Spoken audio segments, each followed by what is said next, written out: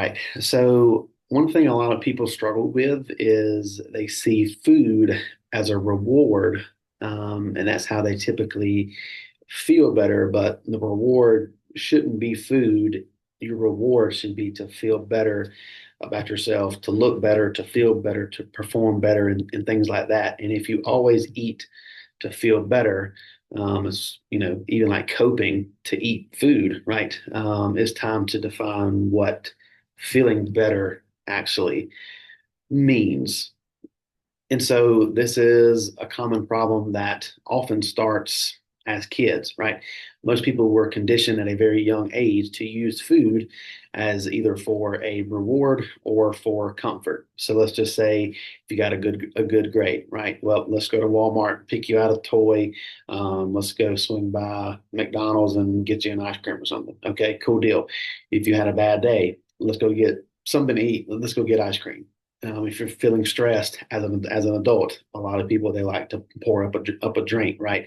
They're conditioned to use calories essentially as comfort food or as a reward if they did something good, and that's kind of where this whole problem with food starts for a lot of people. Now, this pattern typically fails. It's going to work in the short term though, but it leaves you feeling worse and in a bad spot in the long term. So if you're going to use food as a reward in your mind, it's going to start to create a kind of like a loop of sabotage. Then you're gonna, have some guilt. Then you're gonna restart. It's just gonna kind of go in circles to where you're not gonna really get anywhere. Again, it gives you that very short-term gratification, but in the long term, it's not going to set you up for a favorable outcome. It's going to leave you bloated, guilty, tired, inflamed. No actual stress relief, and if there is some relief, it may be for 5 minutes 10 minutes, and then you're really just delaying the process. And then you're kind of back to feeling like crap again.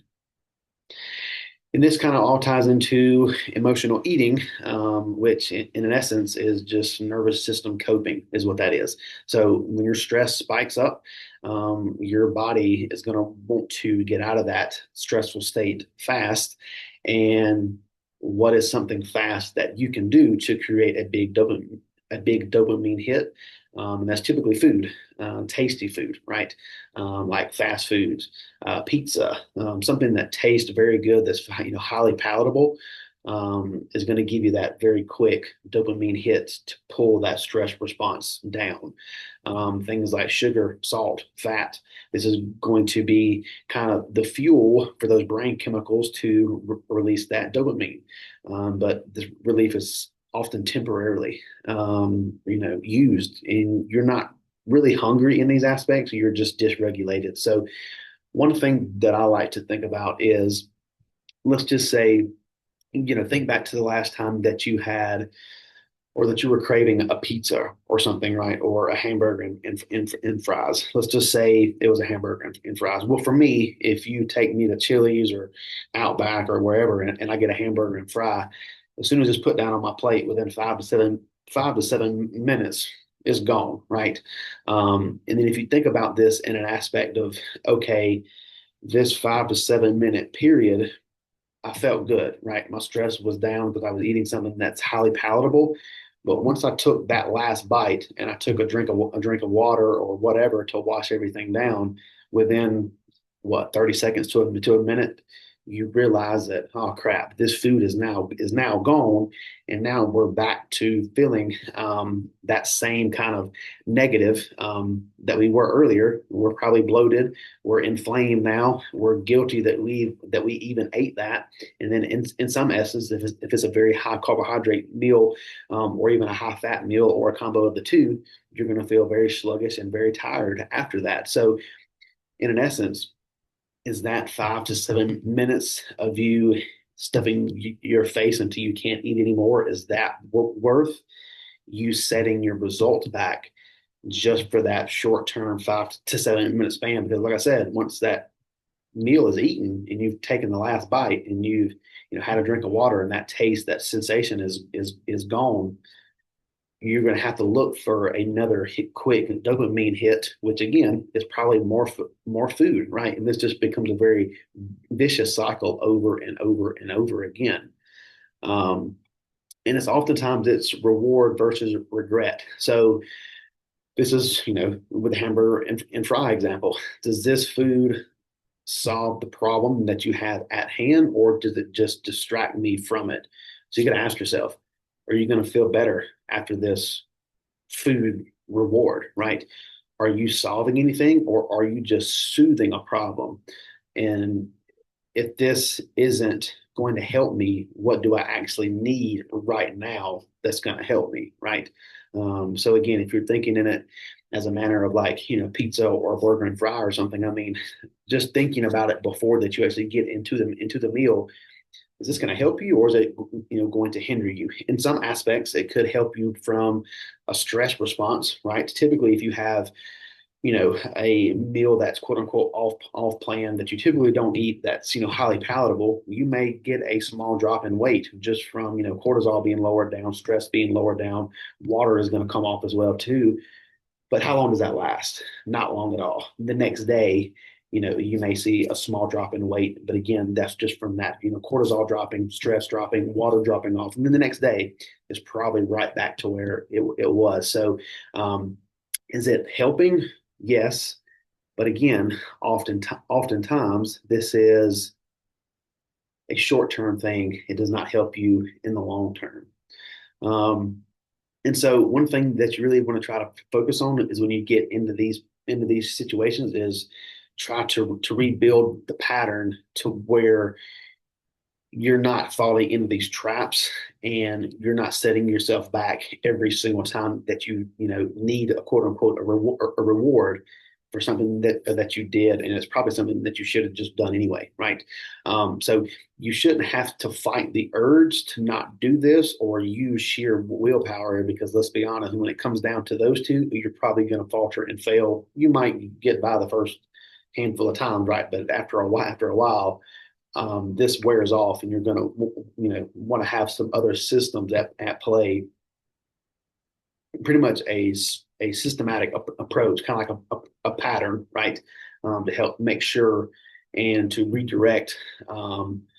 It's something that more serves a greater purpose than just you eating this food just because you needed a reward, right? So again, if you start to have these cravings, oh man, I want a snack, right? I'm hungry. Are you really hungry? Get up and go for a walk. If you think that you're about to start binge eating, a walk would help. Doing some sort of breath work like the box breathing technique is always a good method to try to bring yourself back down off of this kind of high thought process that really need something that bad that you're just going to eat until you have a stomach ache, right? Um, and even in some aspects, when people get into these mindsets of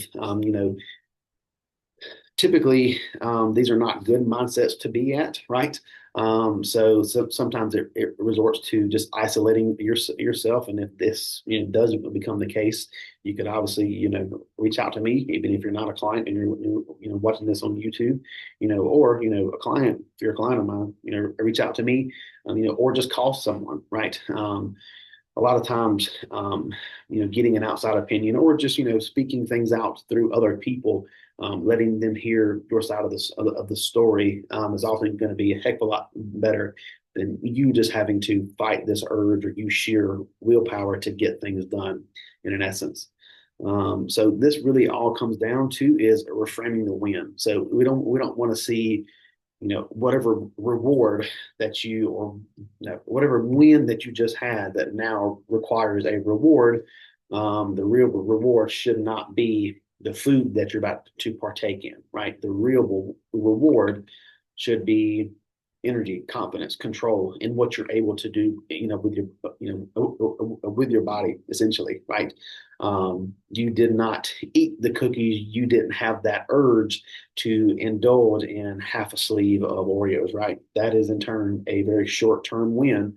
So following the next day, you don't feel like crap. right? You're not bloated, the scale didn't go up, you're not holding water. This is the actual reward that you was able to achieve from not eating the cookies and partaking in this very short-term thing and the other reward, energy, confidence, control, right? The result that you get should be the reward. So if you want to implement something like this today, what I would suggest is create a personal stress relief list. This is a non-food rewards list only. This could be something like, hey, if hit your goal of 20 pounds down, instead of going out to the all you can eat buffet, go treat yourself, go buy you a new pair of shoes, go bowling, go do something that's not food oriented. Because again, once you get into that pattern of using food as a reward, it can very easily spiral out of control. Because 9 times out of 10, you really don't need a snack. You just need to step back, reset things, and get things kind of going back in the favorable direction. Um, but so that's really um, the main topic of today. Is just to make sure that we're not using that food as a reward, and just make sure that we're putting that energy and effort into having a reward, something more positive, I guess is the best way to put that. I will say, like, the I don't want to say the older that I've gotten, but the more time that I have competed in my life, right? Um, when I first competed, the first 2 or 3 days after the show was, oh, I need a reward. I need a treat. I deserve this, right? I've been dieting for 16, 20 weeks. I'm going to eat whatever I want for the next 3 days. And then as I've gone through my competing bouts, even in Texas, when I last competed, for that 3, 4 day span after that we were still in Texas, I only had 2 meals off plan. That was it. I didn't really I wasn't food focused to the point to where, like, hey, I deserve this. I just want a pro card. I just beat 20 plus people in my class. I deserve this, right? It was like, nope, I'm going to want to go back home and still look great and still look the part and set myself up for a productive off season. So this food that I'm eating off plan isn't really a reward. It's more setting me back than anything else. And so, for anybody on here that, may be thinking about competing for the first time, you will go through those bouts of, yeah, I deserve this, and yeah, a 1 or 2 meals post show is absolutely, within the realm, right? But I see so many people that think that the first, 2, 3, 4 days after a show is just a time to treat yourself and do whatever. Well, excuse me, you can really set yourself up for failure. Going into your off season, if you do that. So again, just don't think of food as a reward. Um, find other outlets instead of food. So, has anybody got any questions with any of that? Has anybody experienced anything kind of in that same realm that would like to share, or anything at all?